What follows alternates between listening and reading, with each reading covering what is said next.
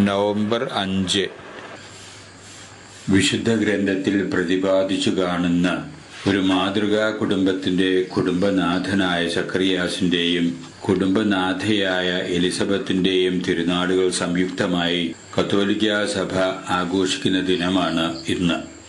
സക്കറിയാസ് അബിയ കുടുംബത്തിലെ ഒരു പുരോഹിതനായിട്ടാണ് ജനിച്ചത് തന്നെ. പൗരോഹിത്യ ശുശ്രൂഷ അക്കാലത്ത് കുടുംബവാഴ്ച എന്ന് പറയാവുന്ന രീതിയിലുള്ള ഒരു സങ്കല്പത്തിലായിരുന്നു. ഭാര്യയായ എലിസബത്ത് ദൈവത്താൽ പ്രത്യേകം തിരഞ്ഞെടുക്കപ്പെട്ട അഹ്റോന്റെ വംശത്തിൽപ്പെട്ട ഒരു സ്ത്രീരത്നമാണ്. രണ്ടുപേരും ഉന്നത കുലത്തിൽ ബഹുമാന്യരായ കുടുംബത്തിൽപ്പെട്ട വ്യക്തികളായിരുന്നു. അവർ വിവാഹിതരായി അവരുടേതായിട്ടുള്ള ദാമ്പത്യ ജീവിതത്തിൽ ഒരു കുഞ്ഞ് ജനിച്ചു കാണാൻ അവർക്ക് ഭാഗ്യമുണ്ടായില്ല. അതിന്റെ ദുഃഖം രണ്ടുപേരും മനസ്സിൽ ഒതുക്കി ദൈവത്തിന്റെ പരിപാലനയ്ക്ക് തങ്ങളെ തന്നെ വിട്ടുകൊടുത്തുകൊണ്ട് സമാധാനത്തോടു കൂടി ശാന്തമായിട്ട് ജീവിക്കുകയായിരുന്നു അവർ. അങ്ങനെ ഇരിക്കെയാണ് പൗരോഹിത്യ വിധിപ്രകാരം ദേവാലയത്തിൽ ധൂപ അർപ്പണം നടത്തുന്നതിനുള്ള കുറി സക്കറിയാസിന് വീഴുന്നത്. അതൊരു വലിയ അനുഗ്രഹപ്രദമായിട്ടുള്ള നിമിഷം എന്ന രീതിയിലാണ് അന്നത്തെ ചിന്ത.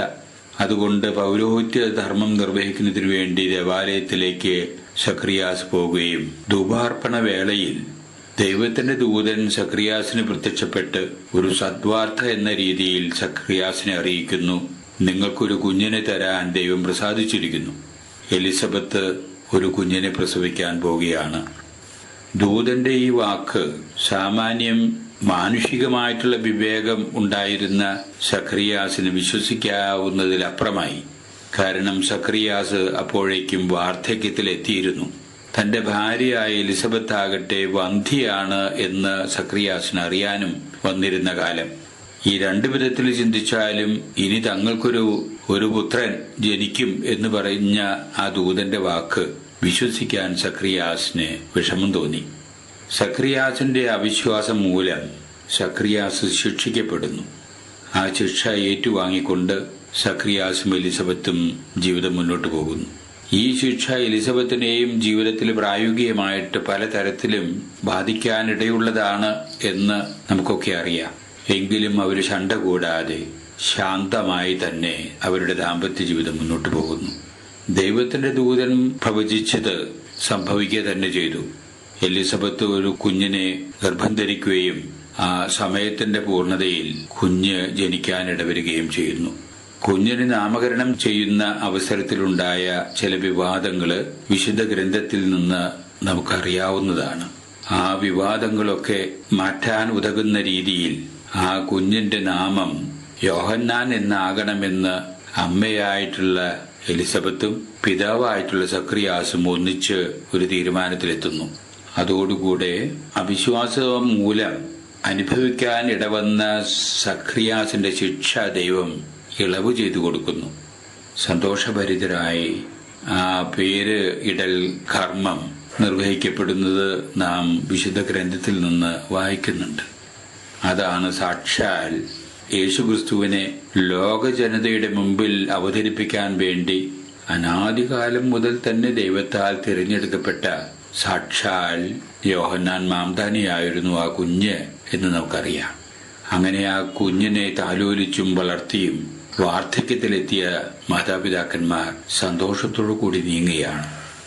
എലിസബത്തിനെ സംബന്ധിച്ച് സവിശേഷമായിട്ടുള്ള ചില പരാമർശങ്ങൾ സുവിശേഷത്തിൽ നാം വായിക്കുന്നുണ്ട്. എലിസബത്ത് യേശുവിന്റെ കുടുംബത്തിൽപ്പെട്ട ഒരു അമ്മൂമ്മയായിട്ട് വരും. അമ്മയുടെ ഇളയമയാകുമ്പോ യേശുവിനെ അമ്മൂമ്മയാണ്.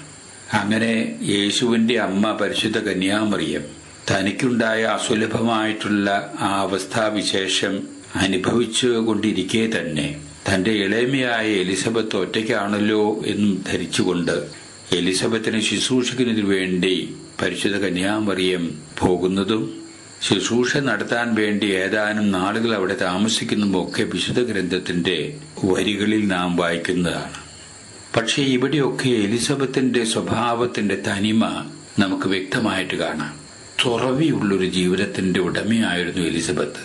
നിർമ്മലമായിട്ടുള്ള ഒരു ജീവിതത്തിന്റെ കർത്താവ്. യാഥാർത്ഥ്യങ്ങൾ അംഗീകരിക്കാൻ ഒരു വൈമനസ്യവുമില്ല. അത് പ്രകാശിപ്പിക്കാനും വൈമനസ്യമില്ല. അവിടെ വലുതാര് ചെറുതാര് എന്നുള്ളൊരു ചിന്ത പോലുമില്ല. തന്റെ ചേച്ചിയുടെ മകൾ പരിശുദ്ധ കന്യാമറിയം തന്നെ സന്ദർശിക്കാൻ വന്നു എന്ന് കണ്ടതോടുകൂടെ ഉള്ളു തുറന്ന് അഭിനന്ദിക്കുകയാണ് എലിസബത്ത് മറിയത്തെ. ഇത് ഒരു കുലീനമായിട്ടുള്ള പ്രകൃതിയാണ്, മാന്യതയുടെ ലക്ഷണമാണ്. ദൈവത്തിന്റെ പരിപാലന എന്താണെന്ന് മനസ്സിലാക്കാൻ ഇടവന്ന അവര് തങ്ങളെ തന്നെ ദൈവത്തിന്റെ പരിപാലനയ്ക്ക് വിട്ടുകൊടുത്തുകൊണ്ട് ജീവിച്ച് ജീവിതങ്ങൾ ധന്യമാക്കിയ ദമ്പതികളാണ് സക്കറിയാസും എലിസബത്തും. നമ്മെ സംബന്ധിച്ചിടത്തോളം ചെയ്യാനുള്ള ദൗത്യം ഇത് തന്നെയാണ്. നമ്മളെ ഓരോരുത്തരെയും സംബന്ധിച്ചുള്ള ദൈവത്തിന്റെ പരിപാലന വിശേഷം മനസ്സിലാക്കാൻ നമുക്ക് കഴിയണം. മനസ്സിലാക്കി കഴിഞ്ഞാൽ അതിന് നമ്മെ തന്നെ വിട്ടുകൊടുക്കാനുള്ള സന്നദ്ധത നമുക്കുണ്ടാകണം. അങ്ങനെ വരുമ്പോൾ നമ്മുടെ ജീവിതവും ധന്യമായി തീരാൻ ഇടവരും എന്നുള്ള സന്ദേശമാണ് ഇന്ന് തിരുനാൾ ആഘോഷിക്കുന്ന ഈ മാതൃകാ ദമ്പതികൾ നമുക്കായി നൽകുന്നത് എന്ന് കരുതുന്നതിൽ തെറ്റില്ല.